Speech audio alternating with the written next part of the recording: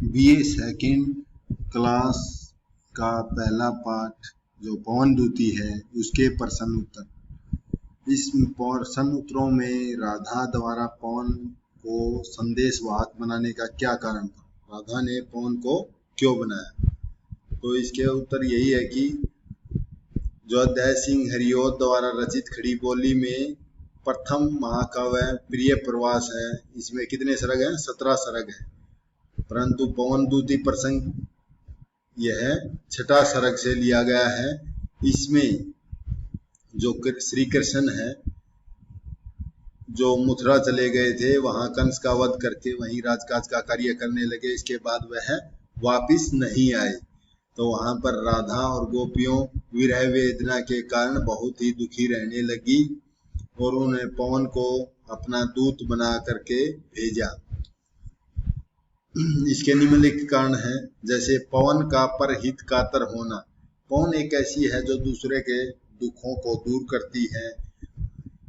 प्राकृतिक रूप में पवन शीतल और स्निग्ध और कोमल होती है।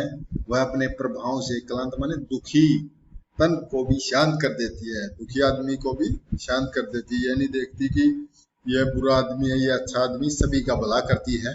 व्यथित माने बेचैन मन को शांति पहुंचाती है और अपने साथ लाई सौरभ से वातावरण को सुगंधित कर देती है।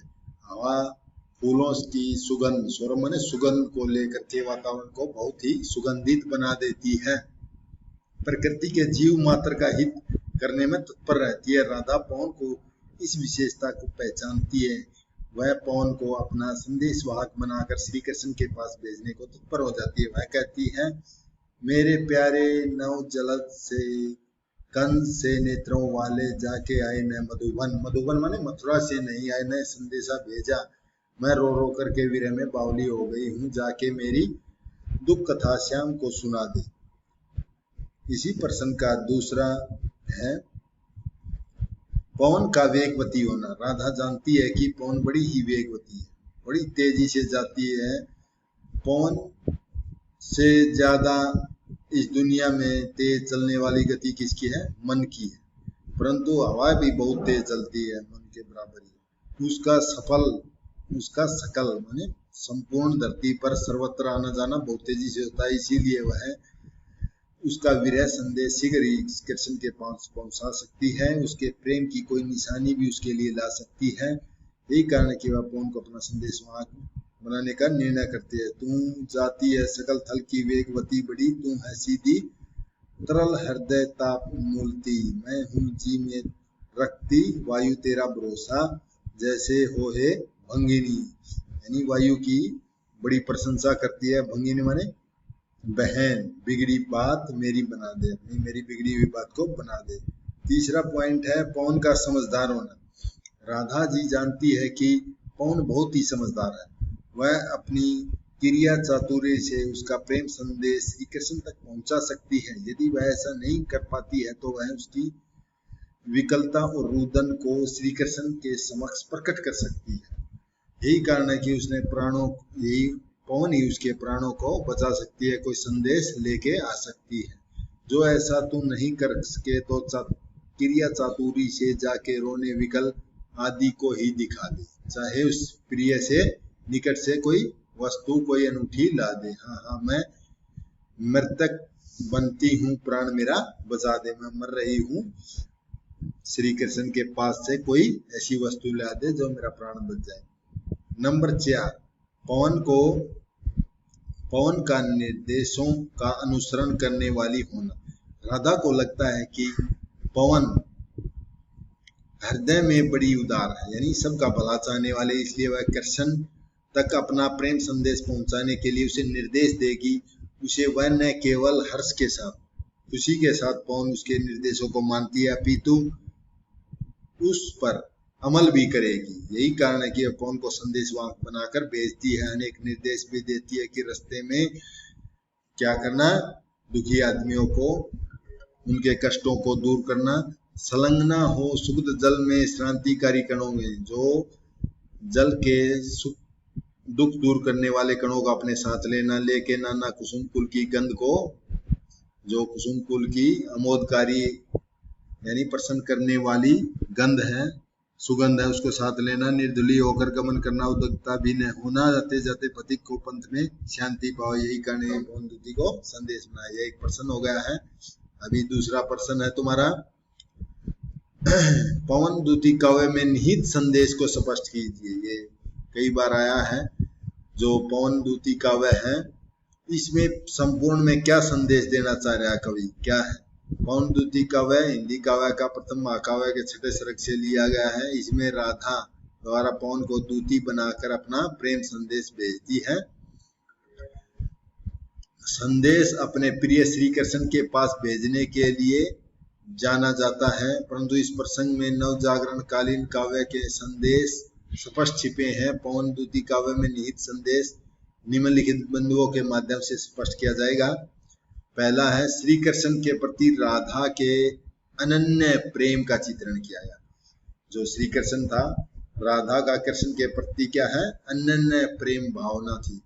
श्री कृष्ण के प्रति राधा के प्रेम का चित्रण राधा और कृष्ण का व्यक्तिगत मुद्दा प्रतीत नहीं है, अपितु कवि ने जिस अनन्यता के साथ राधा का श्री कृष्ण के प्रति प्रेम अभिव्यक्त किया है वह भारतीय समाज और संस्कृति के न केवल अनुकूल है, अपितु प्रेम भावना समाज में मर्यादा, नैतिकता, वफादारी जैसे गुणों की भावना का भी परिमार्जन करती है।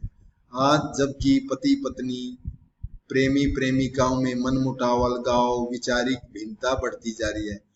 आज तुम देखोगे पति पत्नियों में क्या है, अलगाव, एक दूसरे में लड़ाई झगड़े, मनमुटाव है। परंतु राधा और कृष्ण का अनन्य प्रेम था, इसी को कवि यहाँ प्रकट करना चाह रहा है। यही मुख्य संदेश है, यही कहना चाह रहे। बैठे निजे जिस विपट के श्याम हो तू, उसी का कोई पत्ता निकट ने, उनके नेत्रों के लिए हिलाना, यो प्यारे को विदित कराना, चातुरी से दिखाना, जो मेरे चिंता विदित चिंता का कलांत हो काप जाना। इन पंक्ति आपने प्रश्न में एक दो पंक्तियां भी लिखनी पड़ेगी। दूसरा संदेश है मानवीय प्रेम, मानव के प्रति मानवीय प्रेम।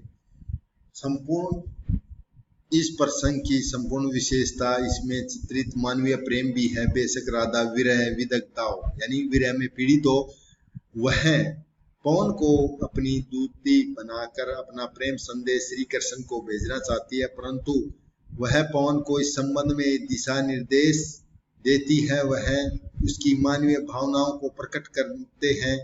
वह मानव प्रेम के समक्ष पवन से अपने दुखों को भूल जाने की बात भी कहती है। मेरी सारी दुख में दशा भूल उत्कंठ होके खोना सारा कलुष, उसका शांति सर्वांग होना। जो दुखी आदमी हो उसका दुख दूर करना। वह कहती है मेरा प्रेम को भूल के सबसे पहले दुखी आदमियों को सुख पहुंचाना। धार्मिक सौहार्द भी है इसमें। धार्मिक सौहार्द में उपाध्याय जी ने धार्मिक सौहार्द का संदेश भी दिया है। इसके द्वारा दिए गए संदेश की पुष्टि राधा द्वारा पवन को दिए जाने वाले निर्देश से होती है, जिसमें वह कहती है जब मथुरा पहुंचे तो पूजा, जो मथुरा में बहुत सारे मंदिर हैं, वहाँ पूजा के समय मथुरा के मंदिरों में अवश्य जाएं। मधुर स्वर से संगीत, वाद्यों को, जो वाद्य यंत्र हैं संगीत के, जो पूजा के समय बजाए जाते हैं, उनमें अधिक मिठास प्रदान करे। यानी क्या है, धार्मिक तरीके से भी इसका संदेश दिया गया है। तो पूजा के समय मथुरा के मंदिरों में जाना, नाना वाद्य मधुर स्वर से मधुरता को बढ़ाना, कीवा ने अथवा लेके किए तरु की, जो शब्दकारी फलों का धीरे धीरे रुचि रव मुग्ध हो बजाना। अगला है शक्ति का संदेश। जिस समय यह महाकाव्य की रचना हुई थी उस समय भारत क्या था, परतंत्र था, अंग्रेजों के अधीन था।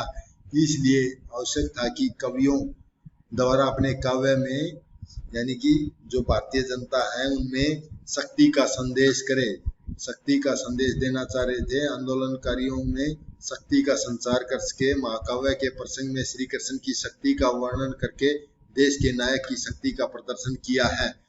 इसमें जैसे राजा इतना शक्तिशाली होने पर कोई भी शत्रु दुर्वृत्ता यानी बुरी बात नहीं कह सकता, परंतु अंग्रेज हमारे ही राज्य को छीन करके हमारे साथ उल्टा व्यवहार करते थे। इन पंक्तियों में क्या बैठे हों जितने शांत और शिष्ट होंगे, मर्यादा का सकल जन को ध्यान होगा, बड़ा ही कोई न हो कह सकता होगा दुर्वृत्ता की, पूरा पूरा हृदय श्याम का आतंक होगा, श्री कृष्ण के भगवान का आतंक होगा। आगे कहते हैं मीठी वाणी बोलने का संदेश।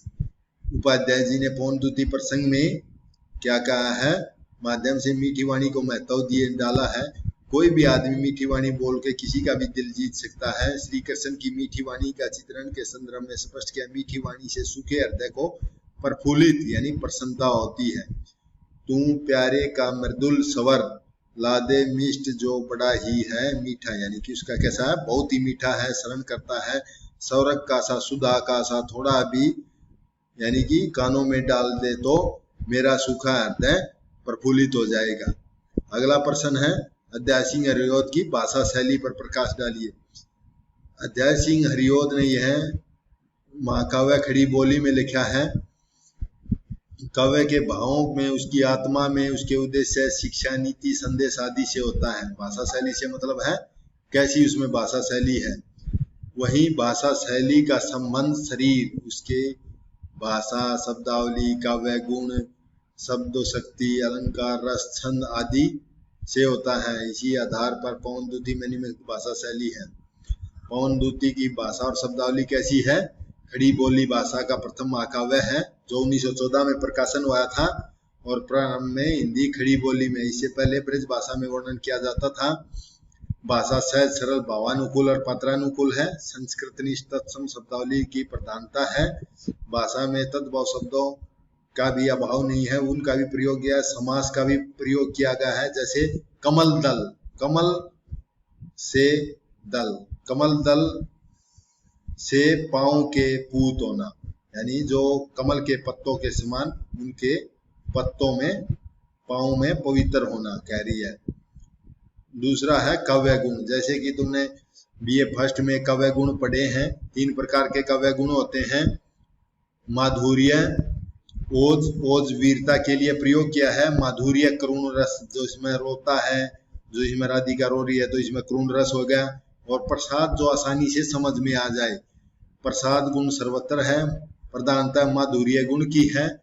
प्रसंग में नायिका के करुण विरह में भरा पड़ा है। रस के अनुकूल यह गुणों की बड़ी ही सरलता और स्वाभाविकता है। अगर शब्द शक्ति, जैसा कि आपने बीए फर्स्ट में शब्द शक्ति पढ़ी थी, अभिधा, लक्षणा और व्यंजना। इसमें अभिधा शक्ति में जिस शब्द का अर्थ सीधा साधा समझ में आ जाए उसे अभिधा कहते हैं, परंतु कुछ सतलों पर मुहावरों का प्रयोग किया है, जैसे बिगड़ी मेरी बना दे में लाक्षणिकता का समावेश है। अंत में प्रतीकात्मक रूप में राधा के प्रेम में अभिव्यक्ति में व्यंजना शब्द शक्ति का भी खुलकर प्रयोग हुआ है, जैसे यो देना ए पवन बतला फूल सी एक बाला। फूल सी बाला कौन है? राधिका है। और इसमें अलंकारों का भी प्रयोग किया है। कवि ने अलंकार सर्जन का कोई मोह तो नहीं दिखा, परंतु उन्होंने कौन कौन से अनुप्रास, पुनरुक्ति, सलेश जैसे शब्दालंकार हैं। और उपमा, रूपक, प्रतीप, मानवीकरण, काव्यलिंग, अपनुति अलंकार, ये कौन से हैं? अर्थालंकार।